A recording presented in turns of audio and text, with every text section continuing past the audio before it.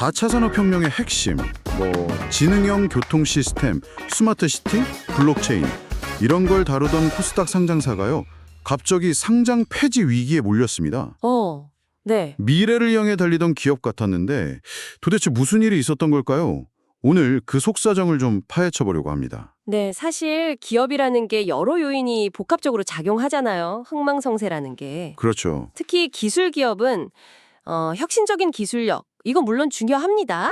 근데 그만큼이나 중요한 게 바로 재무 건전성, 그리고 경영 안정성인 거죠. 맞습니다. 오늘 저희가 살펴볼 회사가 BF랩스인데요.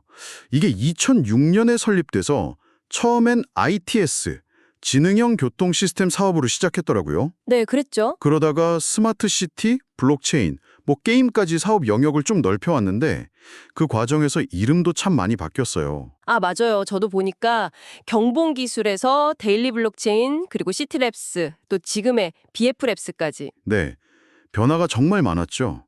심지어 경영진도 굉장히 자주 교체되었고요. 그렇죠. 그런 잦은 변화 자체가 어쩌면 좀 불안정성의 신호였을 수도 있겠네요. 사업 분야를 보면요, 정말 다양합니다. ITS, 스마트 시티, 블록체인, 게임, 호스팅에다가 심지어는 복층유리 생산 설비 제조업까지 있더라고요. 복충률이요?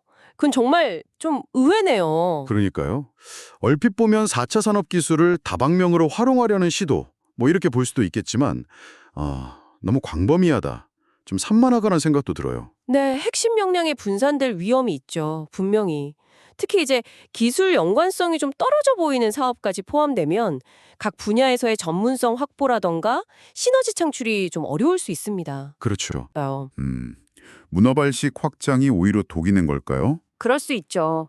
연결된 종속 회사들도 보니까 호스팅, 소프트웨어 개발, 게임 이렇게 다양하긴 한데 지금 모 회사의 재무 상황을 고려하면 이들의 수익성 역시 좀 면밀히 살펴봐야 할 것 같습니다. 재무 상황이 사실 가장 심각한 문제인 것 같습니다. 숫자들이 정말 안 좋아요. 네, 매출을 보니까 2023년에 286억이었는데 작년이죠? 2024년엔 172억으로 그냥 뚝 떨어졌어요. 거의 반토막이네요. 네. 그리고 영업손실은 작년에만 무려 98억 원. 이게 벌써 3년 연속 적자고 올해 1분기야도 적자는 계속되고 있고요. 아, 네. 재무 건전성이 크게 악화된 거죠. 자산은 줄고 부채 비율은 다시 높아져서 2024년 기준으로 95%에 달합니다. 95%요? 네. 특히 그 자기자본 이익률, ROE라고 하죠. 이게 마이너스 73% 수준이에요. 마이너스 73%요? 네. 이건 자본을 투입해도 이익을 내지 못하고 오히려 자본이 줄어들고 있다는 의미거든요. 심각한 신호죠. 주당 순이익, EPS도 계속 마이너스고요. 투자 지표로서는 매우 위험한 신호입니다. 결국 이런 총체적인 재무 부실이 외부 감사인의 감사 의견 거절이라는 결과로 이어진 거군요. 그렇습니다. 이게 상장 폐지의 직접적인 사유가 된 것이고요. 네, 맞아요. 외부 감사인이 재무제표의 신뢰성을 확인하지 못했다는 의미니까요. 기업 투명성에 아주 심각한 문제가 있다는 뜻이죠. 그래서 거래소가 상장 폐지를 결정했군요. 네, 한국거래소가 6월 12일에 상장 폐지를 결정했고 원래대로라면 6월 25일에 폐지될 예정이었습니다. 그런데 지금은 거래가 정지된 상태라고 들었는데요. 상황이 좀 복잡해진 것 같아요. 네, 맞습니다. 회사가 법원에다가 상장 폐지 결정의 효력을 좀 멈춰달라 이런 가처분 신청을 냈어요. 아, 법원으로 갔군요. 네, 그래서 법원의 결정이 나올 때까지는 정리매매를 포함해서 모든 상장 폐지 절차가 일단 보류되고 주식 거래도 정지된 상태입니다. 과거에도 이런 경우가 있었나요? 네, 있었습니다. 과거 비슷한 소송에서 회사가 이겨서 상장 폐지를 잠시 피한 사례도 있긴 한데요. 기각되는 경우도 많습니다. 게다가 지금은 경영진의 배임 횡령 의혹까지 제기된 상황이라 불확실성이 매우 크죠. 횡령 배임 의혹까지요. 정말 엎친 데 덮친 격이네요. 그렇죠. 그런데요, 이 회사가 속한 ITS나 스마트 시티 시장 자체는 성장 가능성이 크지 않습니까? 글로벌 CITS 시장, 그러니까 차량 사물 통신 시장은 연평균 12% 이상, 스마트 시티 인프라 시장은 연평균 19% 이상 성장할 거라는 그런 전망도 있던데요.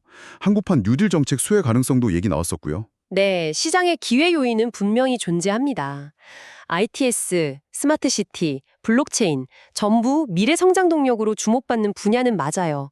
정부 정책 지원도 긍정적일 수 있고요. 네. 하지만 현재 BF랩스가 처한 이 심각한 재무 위기, 또 경영 불안정성, 그리고 상장 폐지라는 이 거대한 암초를 넘어서 과연 이 기회를 잡을 수 있을지는 글쎄요, 매우 불투명합니다. 그러니까 외부 시장이 아무리 좋아도 내부 문제가 해결되지 않으면 소용없다는 말씀이시군요. 그렇죠. 과연 외부 시장의 성장성이 내부의 이 심각한 문제를 해결해 줄 수 있을까요? 저는 좀 회의적입니다. 결정이 어떻게 나오든 기업 스스로 근본적인 체질 개선 그리고 신뢰 회복 노력이 없다면 미래를 담보하기 어렵겠네요. 맞습니다. 여러분, 어떤 경우든 투자는 항상 신중하게 접근해야 합니다.